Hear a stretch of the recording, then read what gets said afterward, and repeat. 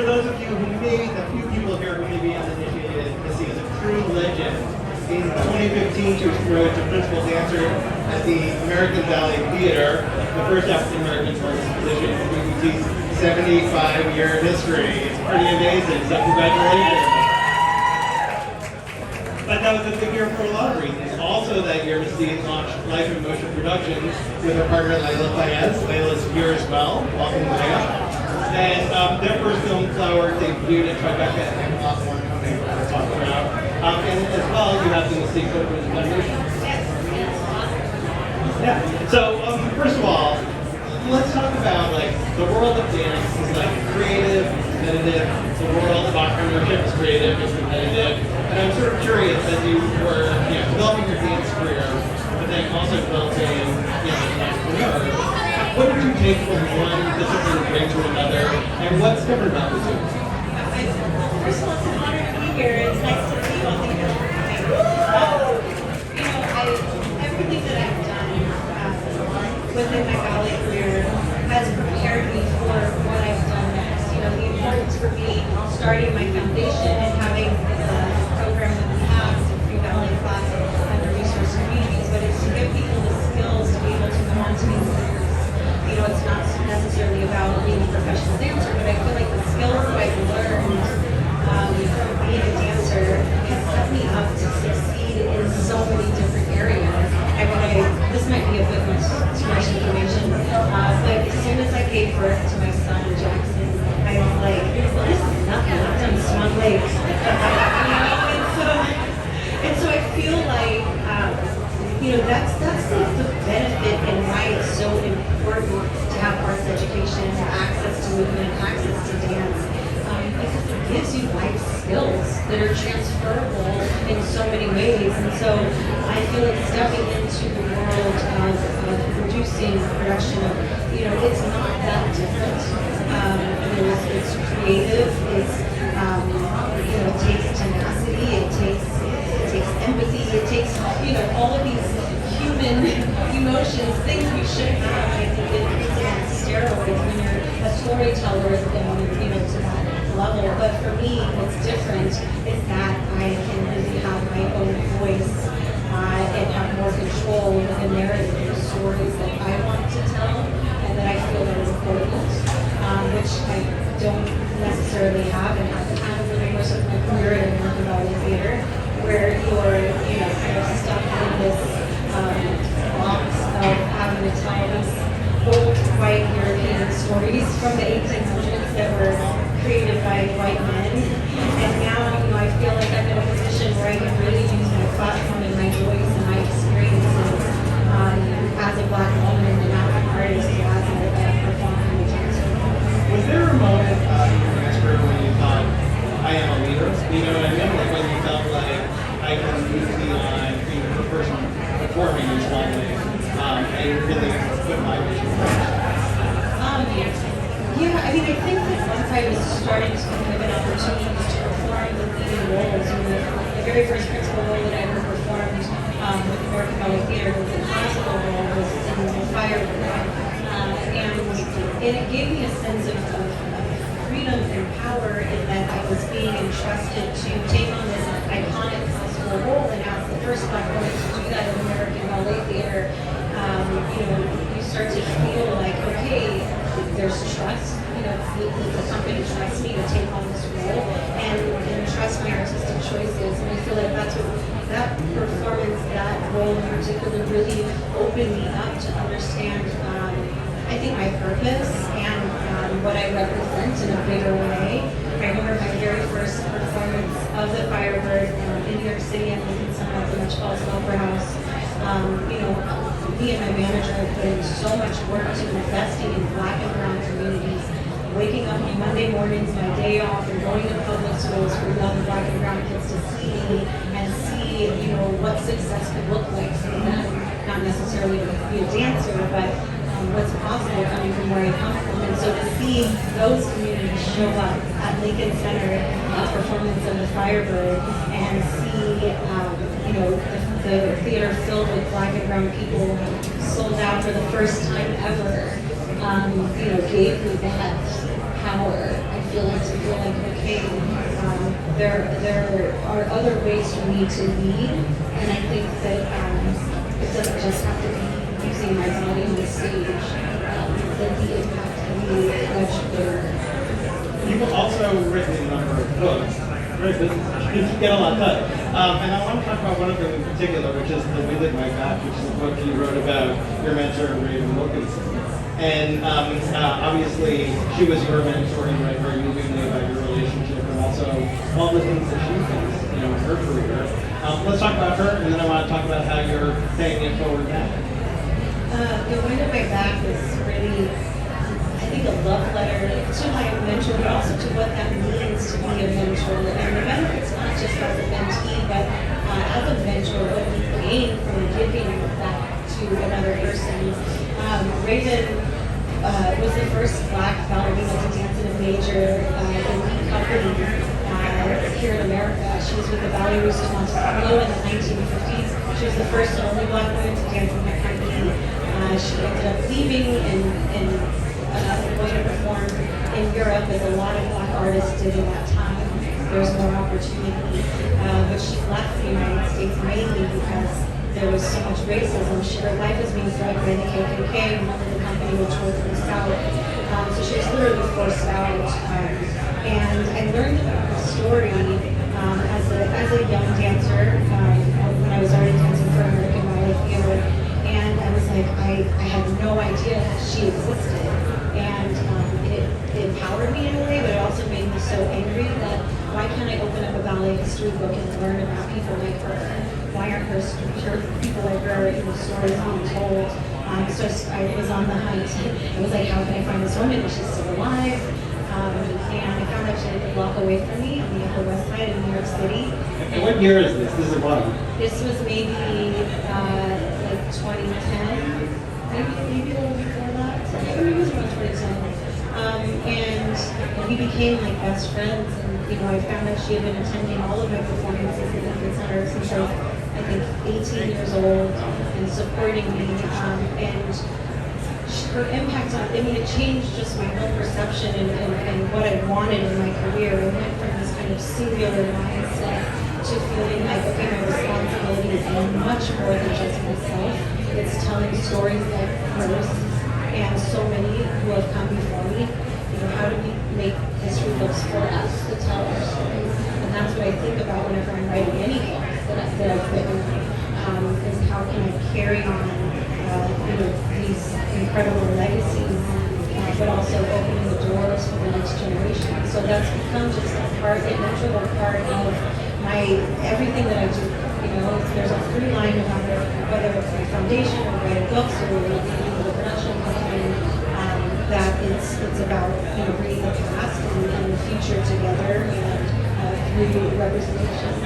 Now you said that you just knowing she existed was really meaningful and important to you. But when you got to know her, what were things you wanted to know from her? What were questions that you had that you were searching for someone to ask? She didn't give me a lot of room for questions. She was a storyteller, which is amazing. It's like when you're in the presence of someone like that. And I feel like it's also just my personality, that I'm someone who kind of sits back and observes before I kind of launch into questions. And so I let her tell stories, and so much of the memoir is about that. Her lessons were in the stories that she shared, which were so incredible. She never told the same story twice. And so, I feel like there are so many ways to mentor, and I have such a range of mentors, whether it's men or women or people who are peers of mine, but that it's the way that she, the lessons, the little nuggets of wisdom that were in the story that she told were so valuable that I feel like I'm constantly thinking about when I'm mentoring other people. But it's not always about kind of diving into the things they need to do, getting to know people and sharing stories. It's like observational, learning by example. So you have a couple of books coming out, but one of them is Letters to Misty, which is young folks writing letters to you, and that's a moment where you sort of now become the storyteller and the mentor. Tell us about how that book has come about and what's in it. Yeah, so I think this might be my 11th book that will be coming out. Still working on my first. And it's something that I've wanted to do probably since I first started. How do I, I've been receiving letters from young people, especially since I was 13 years old when I first started dancing. I'll never forget the very first letter that I received from a little girl who was sick and saw me as an inspiration, and it was just like, wow, the impact that we can have on someone by being a presence, by being a body on the stage, by being a black body, the impact that people have. Already, I started to think about that, and so throughout my career, it's like, what can I do with all of these incredible stories and letters that I've received? So with this book, I want to be able to share, a little bit about what I received, the incredible stories or inspiration, and my advice, and things like that. So I feel like it's very different from the questions that I had growing up, at their age, the target audience I'm going for, which is middle grade, where it was like, do I belong? Is this a space I can succeed in? And I feel like now it's like, how can we change the system? What can I do to be a leader in this space? And it's so incredible to see the evolution of, this generation kind of taking on those leadership qualities. There are so many entrepreneurs want to get inside the minds of Gen Z. I have sort of two questions from your work and from this book. What's your sense of what's happening with Gen Z? You touched on that a little bit. But also, what would you think of someone who's trying to understand Gen Z? How should they go about it? Oh, that's a tough question. I'm not an expert at all with the Gen Zers. I think it's a matter of giving them space to express themselves, but being there for them when they need the guidance. There's only so much you can do. I mean, through my foundation, we're working with 5-year-olds to 12-year-olds, and a lot of it is really just giving them more structure, giving them like a framework to work with, but allowing them to have a voice within that structure and within that framework. And I think that that's something that's important to me in the way that we're teaching dance and ballet in particular to this generation. It can't be this silent, you have to do this and there's no other way, and this is the right way.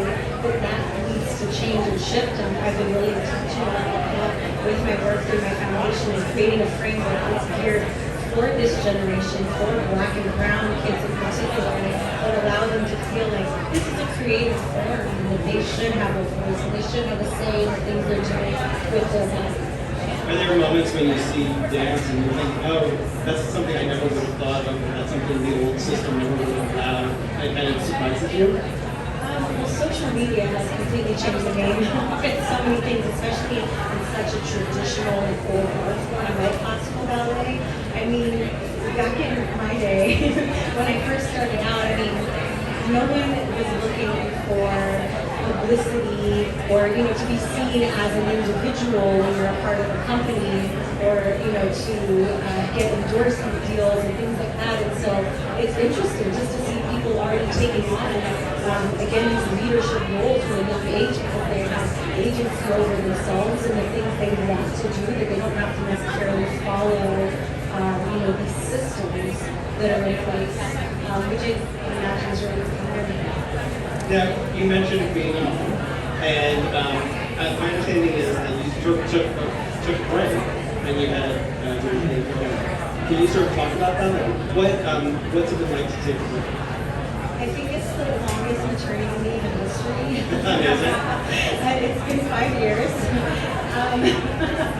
It was kind of the perfect storm, right before the pandemic, I started to feel a bit of burnout.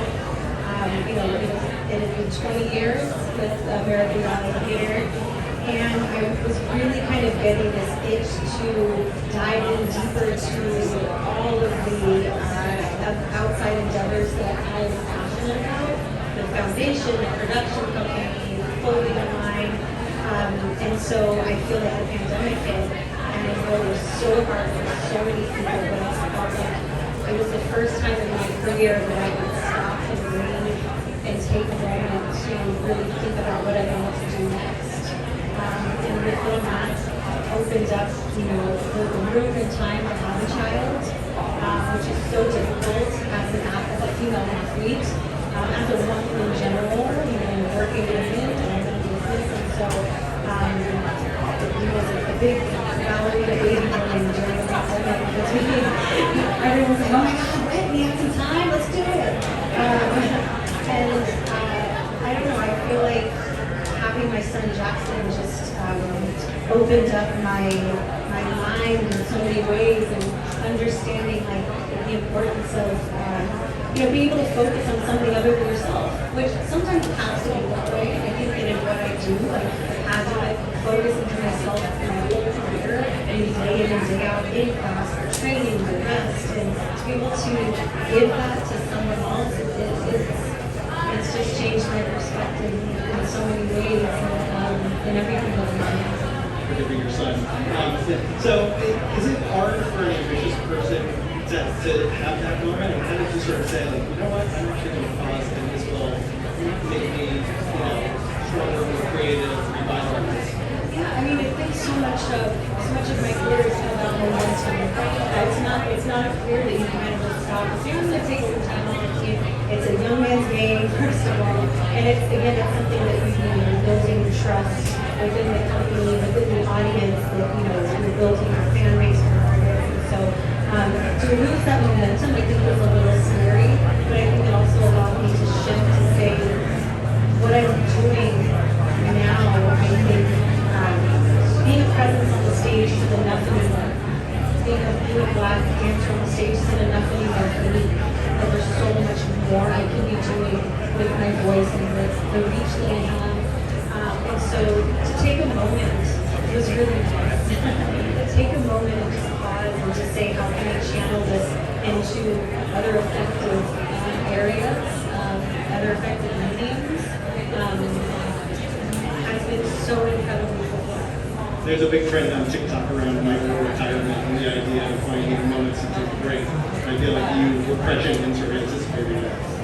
Yeah, and it's been a beautiful thing. It's so exciting, the work that I'm doing with my music partner Layla in the production company, to be able to, as I was saying earlier, to have the freedom to be in charge of the narrative and tell stories that I think are so vital and so important in the political climate today. And as two women, taking on, it's a responsibility to be able to represent dance and represent movement in the medium of media. I think is so powerful. It's something that we don't see enough, that it's done in a way that's authentic and grounded in reality and so it's very exciting. You referenced the political climate, and obviously we're at this interesting moment where we're building a company that's sort of based on inclusive storytelling at a time when there's sort of a backlash against DEI and inclusivity. How do you think about that? And my sense is you would argue against that backlash. What would be your case? We're going to continue to do the work. It doesn't matter what language is around the work that we're doing. And so that's what it's like, great, you want to change to DIA or belonging, whatever you want to say. The work that I've been doing my whole career is so rooted in that. It's not some surface level, language that we have to check off.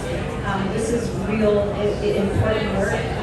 We're going to keep doing it, no matter what's shut down, what language. We're going to find a way to continue to put one foot in front of the other. And I mean, for so many of us, this is our life. This is our existence. It's not just putting on the DIA hat and saying, this is the work I'm doing now. This is what we're doing day in and day out. So we're just going to continue.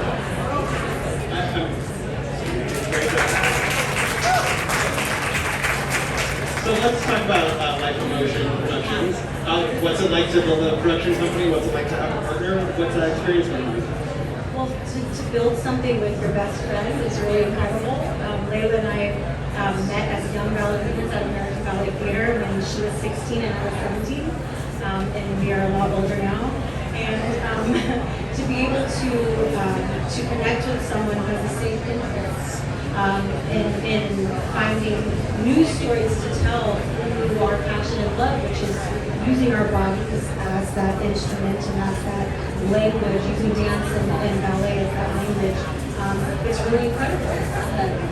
You know, our first, you mentioned it in the intro, but our first film that we produced on our own, we did the fundraising for it during the pandemic, I think is really representative of the stories that we want to continue to tell. It was an art activism piece that was set in Oakland, California, really telling the story of the community and using dance as that language to focus on what the community was going through at the time, you know, the housing crisis and gentrification, homelessness.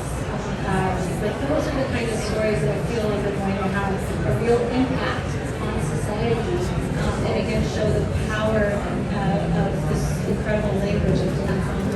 And you have a bit of a focus on Bay Area stories, is that right? No. It's, you know, it's communities that we connect with in general. It's stories of women, it's stories of diverse groups of people. So it's a range of things. I think whatever, you know, reaches us and touches us. And at the time, my husband is born and raised in Oakland, so I spent a lot of time within the community and just fell in love with this incredible, especially their youth culture, their investment in kind of giving back through their voices and through their art and the activism was just so vitalized in a way. It's really inspiring.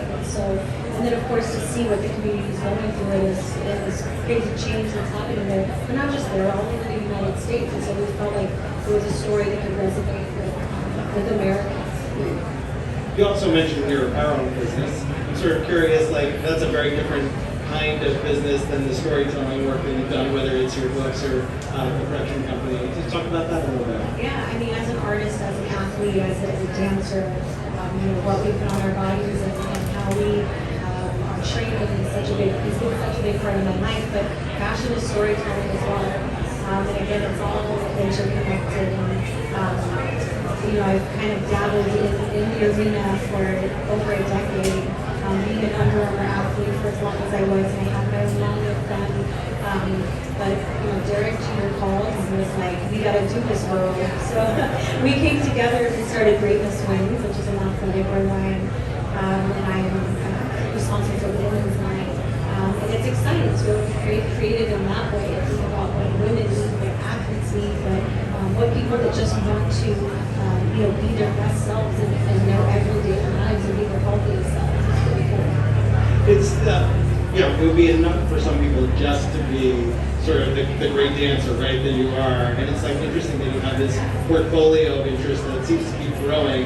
And then, you know, when you get one going, then you start another. Well, what drives you to sort of try and do things in different things, even at this stage in your career where, you know, you're one of the best dancers that's ever been, right? I wouldn't say that, but you know, I never thinking about like, oh, what can I do next? It really just happens organically. And again, it's about using different mediums, different platforms to get the same message across. The message is consistent, and that's been so important with me for me throughout my career. How can we bring dance to the masses? How can we make everyone feel like this is a space they belong in? Their voices matter, you know, diversity within dance and within classical ballet. So everything that I do is connected to that. And so that's what drives me, is being able to reach as many people as possible.